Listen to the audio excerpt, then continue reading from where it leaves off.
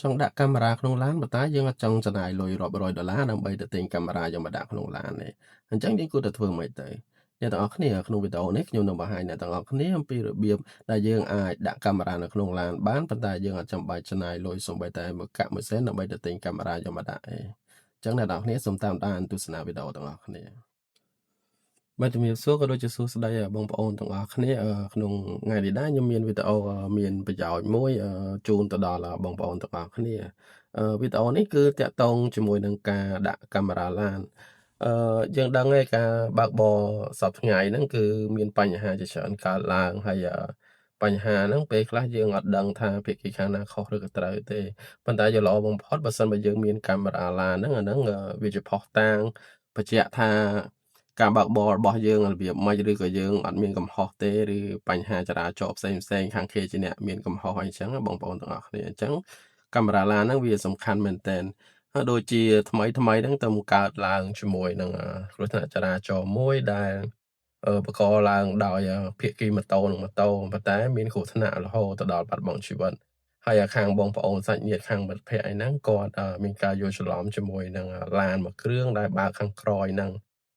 ដែលចោទថាខាងឡានហ្នឹងគឺជាអ្នកបង្កអញ្ចឹងណាហើយរហូតទៅដល់មានការប្រើអំពើហិង្សាវាយតប់គ្នាទៀត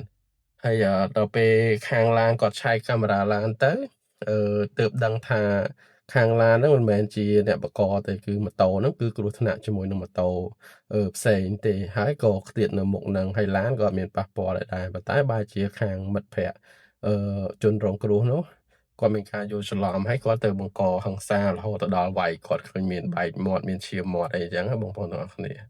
ហើយត្រឡប់មកវិញបើសិនបើយើងមានកាមេរ៉ាឡានមួយអាហ្នឹងគឺយើងអាចមានភស្តុតាងឲ្យបញ្ជាក់ពីភាពស្អាតស្អំឬក៏ខុសឬក៏ត្រូវជាមួយនឹងការបើកបររបស់យើងអញ្ចឹងណាបងប្អូនគ្នាហើយនេះកាមេរ៉ាឡាននេះដែលខ្ញុំដាក់នេះអ្នកទាំងអស់គ្នាប្រហែលជាឆ្ងល់ហើយគឺខ្ញុំដាក់ទូរស័ព្ទនេះអានេះសូមបញ្ជាក់បើសិនបើយើងចង់ដាក់កាមេរ៉ាឡានប៉ុន្តែកាមេរ៉ាឡានយើងវាមានតម្លៃអាចថាថ្លៃអញ្ចឹងយើងអត់ចង់ចំណាយលុយឬក៏ឡានយើងទុកនៅផ្ទះយើងឬក៏យើងយូរបើកបរម្ដងអីយើងអត់ចង់ដាក់ឲ្យអស់លុយច្រើនអញ្ចឹងអ្នកនរគ្នាខ្ញុំមានវិធីមួយសម្រាប់អ្នកនរគ្នានេះអ្នកនរគ្នាវិធីនេះអាចថាឲ្យយើងចំណាយលុយរាប់រយដុល្លារដែរអ្នកនរគ្នាហើយមានប្រសិទ្ធភាពខ្ពស់បាទអ្នកនរគ្នាអាចមើលបាននេះបើយើងនេះអ្នកជិះវៀងការដាក់កាមេរ៉ាឡានបែបនេះបើយើងអត់ចង់ដាក់អ្នកទាំងអស់គ្នានេះតែខ្ញុំដាក់ហើយខ្ញុំមានកាមេរ៉ាបែបនេះអានេះជា70ម៉ាយដែលខ្ញុំដាក់តែអានេះគុណភាពច្បាស់ល្អហើយតែតម្លៃវាក៏មានការថ្លៃគួរសមដែរ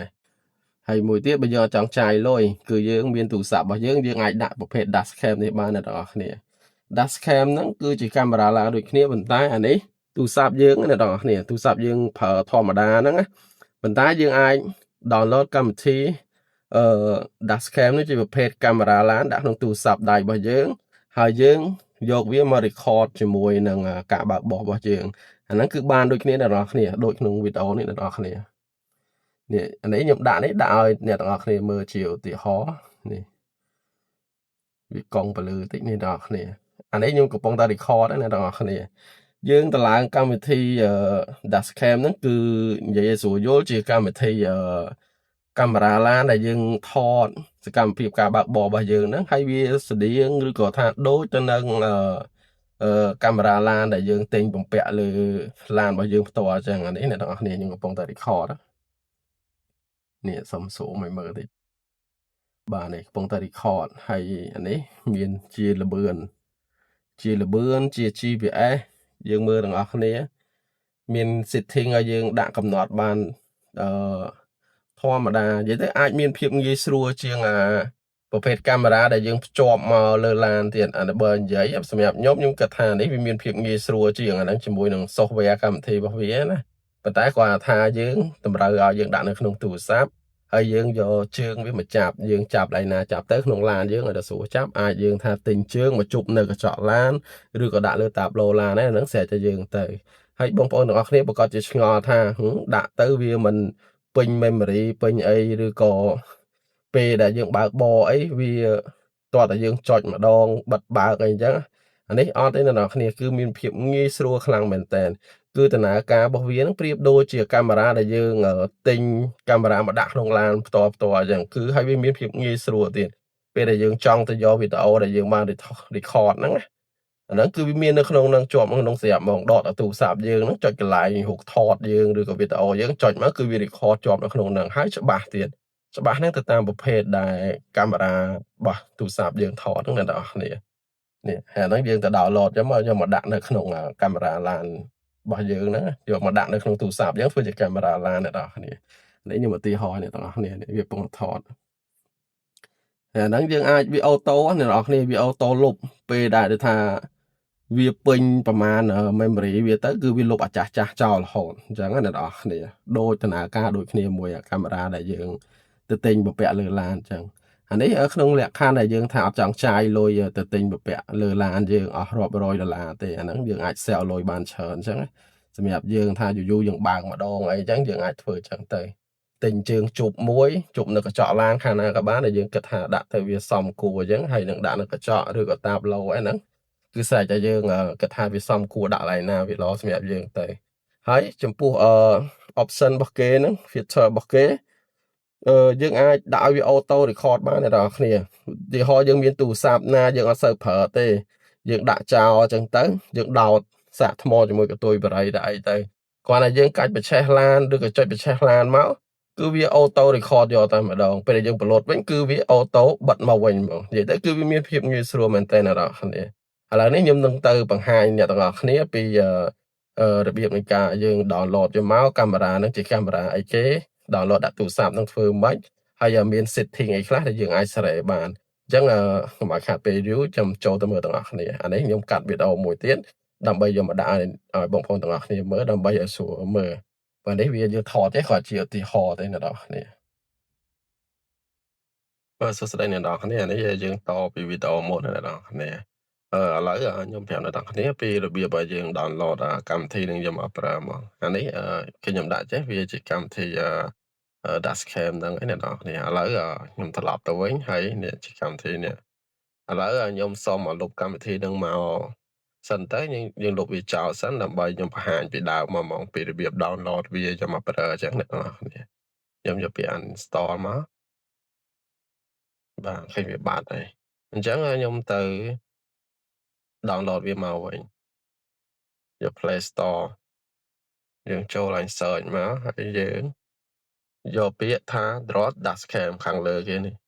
ខ្ញុំធ្លាប់វាយវាជាប់នៅហ្នឹងអ្នកនរគ្នាវាយតាមហ្នឹងមកវាយអក្សរ Drop Dashcam ហ្នឹងមកនេះវានៅលើនេះអ្នកនរគ្នាអញ្ចឹងយើងចុចពាក្យថា install ពេលយើង install ហើយយើងចុចបើកវាមកយើងចុចឡើងពាក្យ open ហើយវាតម្រូវឲ្យយើងselect ខាងលើគេនេះយើង select យកខាងលើនេះទៅហើយយើងយកខាងលើទៀតបាទថានេះយើងឡូវាមកអ្នកនរគ្នាបាទនេះវាចេញមកចាយើងចុចអូខេមកបាទហ្នឹងវាលោតមកប៉ុណ្ណឹងគឺយើងអាចប្រើបានហ្មងហើយចំពោះfeature របស់វាហ្នឹងនិយាយទៅគឺហៅថាកម្មវិធីរបស់វាហ្នឹងយើងអាចសេរីបានតាមចិត្តអ្នកនរគ្នានេះឃើញខ្ញុំចុចខាងនេះអ្នកនរគ្នានេះអក្សរ DD នេះរូបវីដេអូហ្នឹងខ្ញុំចុចលើវាទៅវា record ត្រឡប់មកវិញសិនអ្នកនរគ្នាខ្ញុំចុចលើវាមកនេះវាឲ្យយើងទៅរើសថាតើវីដេអូដែលយើងថតហ្នឹងគឺត្រូវទុកនៅក្នុង folder មួយណានៅក្នុងទូរស័ព្ទរបស់យើងអញ្ចឹងយើងរកកន្លែងដែលទុកមកឧទាហរណ៍ខ្ញុំយកអឺកន្លែងណាមួយអញ្ចឹងមកឧទាហរណ៍ខ្ញុំ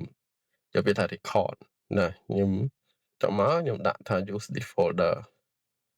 បាទហើយយើង allow វាមកចុច allow មកបាទអត់ទៅគឺវាទុកនៅក្នុងទូរស័ព្ទយើងនៅក្នុងfolder record មិញហ្នឹង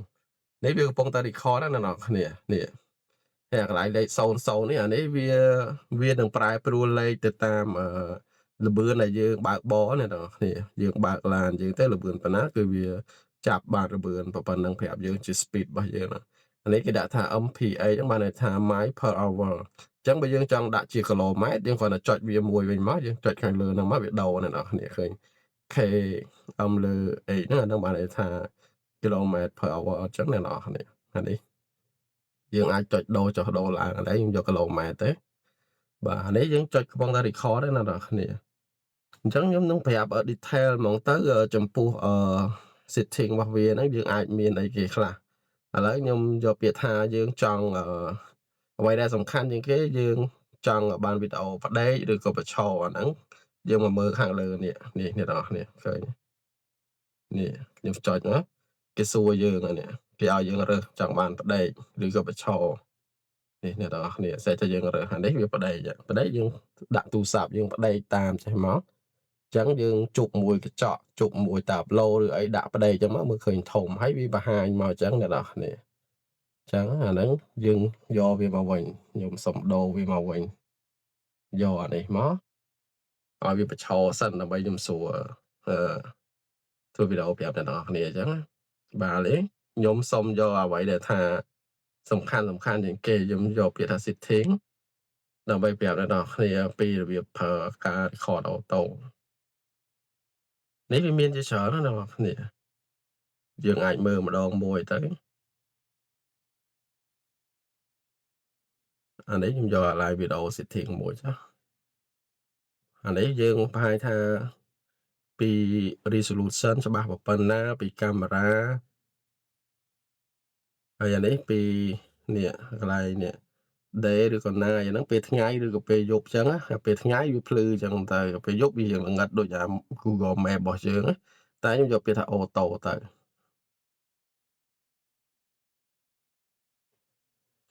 នេះខ្ញុំសូមហៅកន្លែងដែលយើង record auto អ្នកទាំងអស់គ្នាអានេះ quality ជាមួយនឹង audio យើងអាចយក record ចេញពីទូរស័ព្ទហ្នឹងឬក៏មាន Bluetooth ផ្សេង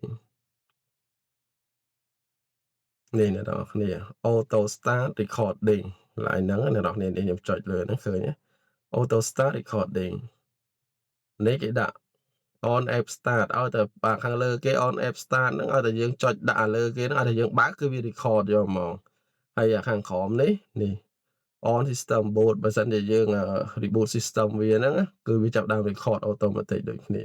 ប៉ុន្តែអ្វីដែលយើងគួរតែយកនេះបើសិនជាយើងដាក់ទូរស័ព្ទនៅក្នុងឡានឲ្យវាធ្វើវាឲ្យដូចជាមួយនឹងកាមេរ៉ា record ដែលយើងទិញយកមកដាក់ហ្នឹងអ្នកទាំងអស់គ្នាអាហ្នឹងយើងចាប់ពីថា start when charging is connected បានន័យថាចាប់ដើម record នៅពេលដែលយើងដោតស្នាំងសាកយើងអញ្ចឹងយើងយកស្នាំងសាកដោតជាមួយទូរស័ព្ទយើងឲ្យហើយទៅហើយដោតជាមួយនឹងកតុយបារីនៅក្នុងឡានយើងហ្នឹងមានដូចកតុយបារីអញ្ចឹងយើងដោតឲ្យហើយទៅគ្រាន់តែយើងដោតវាហ្នឹងប៉ុន្តែពេលដែលយើងគ្រាន់តែយើងបញ្ឆេះឡានឲ្យតែយើងបញ្ឆេះឡានគឺវា auto record យកហ្មងអាហ្នឹងដូចជាមួយអាកាមេរ៉ាដែលយើងស៊ីនទិញយកមកដាក់ឡានអញ្ចឹងដូចគ្នាអញ្ចឹងហើយពេលនេះយើង select យកហ្នឹងមកហើយមក select តែមួយវាលោតមកពីរមួយទៀតវាដាក់ stop when charging is disconnected អញ្ចឹងពេលដែលយើងឈប់record នៅពេលដែលយើងពន្លត់ឡានអាហ្នឹងពេលយើងពន្លត់ឡានដែរអាដូចកតុយបារីក៏វាលែងផ្ដល់ភ្លើងមកទូរស័ព្ទទៀតហើយលែងសាកថ្មទូរស័ព្ទហើយយើងចេះចាំសាកថ្មអញ្ចឹងណាអញ្ចឹងគាត់ថាយើងកាច់សោដោតទៅចោលទៅយើងកាច់សោឡានបច្ឆេះឬក៏យើងចុចឡានបច្ឆេះហ្នឹងគឺវា record auto យកហ្មងអាហ្នឹងហើយដល់ពេលយើងពន្លត់គឺវាអឺឈប់ record ដែរអាហ្នឹងផងហ្នឹងខ្ញុំសុំ detail ប៉ុណ្ណឹងចាព្រោះហ្នឹងយើងត្រូវការប៉ុណ្ណឹងហើយបើយើងចង់ចុចដៃក៏បានដែរអ្នកនរគ្នានេះខ្ញុំបែកទៅវិញទៅត្រឡប់ទៅវិញទៅព្រោះយើងដាក់តែប៉ុណ្ណឹងទៅបានហើយហើយអាហ្នឹងមានកន្លែងសេរីនីតិថាមកវីដេអូ loop របស់គេហ្នឹងអាហ្នឹងបានប្រហែលយើងចង់បានប្រហែលនាទីនេះយើងយកកន្លែង recording setting ហ្នឹងអ្នកនរគ្នាយក live video duration នេះយើងអាចរើសបានអានេះ default របស់គេហ្នឹង scene របស់គេដាក់5នាទីអញ្ចឹងយើងអាចយក4នាទីក៏បានអាចយក2នាទីក៏បាន3នាទីក៏បានអញ្ចឹងខ្ញុំដាក់3នាទីអញ្ចឹងទៅឧទាហរណ៍អញ្ចឹងណានេះអាហ្នឹង record មក clip ហ្នឹងគឺ3នាទីវាកាត់មួយ clip ទៀតមក3នាទីវាថតមួយ clip ទៀតអញ្ចឹងណាហើយមួយទៀតអាកន្លែងខាងក្រោមគេដាក់ loop recording នេះខ្ញុំចុចលើវាគេដាក់អក្សរលើហ្នឹង automatically delete all video បានន័យថាអាហ្នឹងវាលុបវីដេអូចាស់ដែលយើងបាន record ពីមុនហ្នឹងគឺវាលុបដើម្បីថតឲ្យថ្មីតគ្នារហូតអាហ្នឹងក្នុងលក្ខខណ្ឌដែលពេលវាពេញអញ្ចឹងវាថតបន្តវាលុបអាចាស់ចោលអញ្ចឹងវាដូចជាមួយនឹងកាមេរ៉ាដែលយើងទិញយកមកដាក់តម្លៃរាប់រយដូចគ្នាអញ្ចឹងបាទអ្នកនរគ្នាប៉ុណ្្នឹងហើយនេះគេដាក់ make memory ណាហ្នឹងបាន maximum គេណា memory សម្រាប់វីដេអូគេហ្នឹងគឺ 40G ទាំងអស់អាហ្នឹងគេដាក់ថាទាំងអស់ហ្មងអាហ្នឹងយើងអាចសេរីបានដោយខ្លួនឯងចឹងអ្នកនរគ្នាអាហ្នឹងអ្វីដែលសំខាន់ហ្នឹងគឺមានប៉ុណ្ណឹងដែលមានភាពងាយស្រួលហ្នឹងទី1គឺកាមេរ៉ាហ្នឹងថតវីដេអូហ្នឹងគឺវាលុបអាចារ្យហើយវាថតអាថ្មីបន្តរហូតអញ្ចឹងអ្នកនរគ្នាអត់ចេះធ្វើឲ្យយើងពេញហើយថតលេងបានទេហើយមួយទៀតគឺយើងបច្ឆេះឡានគ្រាន់តែយើងបច្ឆេះឡានគឺវាបើយើងបច្ឆេះឡានហ្នឹងគឺវាថតយកហ្មងអាហ្នឹងភាពងាយស្រួលរបស់វាអញ្ចឹងអ្នកនរគ្នាហើយអានេះកន្លែងនេះវាអូតូមកយើងយកអូតូមកអ្នកនរគ្នាគ្រាន់តែយើងផ្ដេកទូរស័ព្ទដាក់ផ្ដេកចេះមកគឺវាលោតមកដេកដែរឃើញមានភាពងាយស្រួលអ្នកនរគ្នាវាលោតម៉ោងលោតspeed លោតអីនៅហ្នឹងអានេះខ្ញុំសុំdetail ប៉ុណ្ណឹងសង្ឃឹមថាបងប្អូនទាំងគ្នាអាចយល់ហើយអាចនឹងចេះប្រើបានហើយនេះគ្រាន់ជាក្នុងលក្ខខណ្ឌមួយដែលថាយើងអត់តន់ដាក់កាមេរ៉ាដែលយើងទិញមកពីក្រៅយកមកដាក់ស៊ីនទេយើងចង់ប្រើអាហ្នឹងបដោះអាសន្នឬក៏យើងមិនចង់ចំណាយលុយអីយើងប្រើកាមេរ៉ាដែលយើង download ពី App Store ឬ Play Store ដាក់ក្នុងទូរស័ព្ទយើងហើយយើងយកមកដាក់ជើងជប់ក្នុងឡានអីចឹងយើងអាចប្រើនឹងបដោះអាសន្នបានឬក៏យើងអត់សូវប្រើឡានទេឡានយើងយូរបើកម្ដងអីទេយើងគិតថាយើងមិនចង់ចំណាយលុយអញ្ចឹងយើងដាក់អាហ្នឹងប្រើបានហើយណានេះខ្ញុំសុំបញ្ឈរមកវិញមកសុំ record ចឹងឃើញហើយវាប៉ុន្តែ record ហ្នឹងណាគ្នាអានេះយើងចុចបានណាមិនមែនគ្រាន់តែថាតតែបច្ឆេះបាននេះទេណាបើសិនបើយើងចុចទៅគឺវា record ហើយនេះអ្នកនរឲ្យតែយើងបើកកម្មវិធីហ្នឹងមកឃើញទេខ្ញុំ record ប៉ុណ្ណាខ្ញុំចុចបិទវាប៉ុណ្ណឹងទៅប៉ុន្តែបើយើងដោតជាមួយដូចវិទុយបរិយឬឆ្នាំងសាកយើងហ្នឹងគ្រាន់តែយើងកាច់សោបច្ឆេះឡានគឺវា record ទៅរហូតហើយលុះត្រាតែយើងប្លូតឡានវិញវាឈប់ record វិញហើយនេះគឺវាមានភាពងាយស្រួលអញ្ចឹងហើយបើយើងចង់យកវីដេអូចូលទៅយកវីដេអូគឺយកនៅក្នុងទូរស័ព្ទដៃយើងហ្មងអ្នកនរគ្នាយើងចូលក្នុងទូរស័ព្ទដៃរបស់យើងមកយើងបើកមើលដូចយើងថតរូបធម្មតាទូទៅខ្លួនយើងអញ្ចឹងអ្នកនរគ្នាយើងចូលទៅមើលបានផ្ទាល់អញ្ចឹងបាទវីដេអូនេះ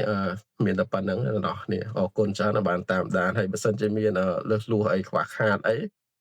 សូមជួយអធិស្ឋានផងព្រោះនេះគ្រាន់ជាការចែករំលែកមួយឯងសម្រាប់បងប្អូនដែលគាត់មានកាមេរ៉ាឡានច្បាស់ល្អហើយដែលគាត់ដាក់រួចហើយអាហ្នឹងអត់អីទេបងប្អូនទាំងអស់គ្នាអាហ្នឹងយើងរំលងចោលទៅណាព្រោះនេះគ្រាន់តែជា option មួយឯងក្នុងលក្ខខណ្ឌដែលថាយើងអត់ចង់ដាក់ឬយើងអត់ទាន់ដាក់ឬក៏យើងអាចថាវាជាចំណេះដឹងថ្មីមួយចាសម្រាប់បងប្អូនណាដែលគាត់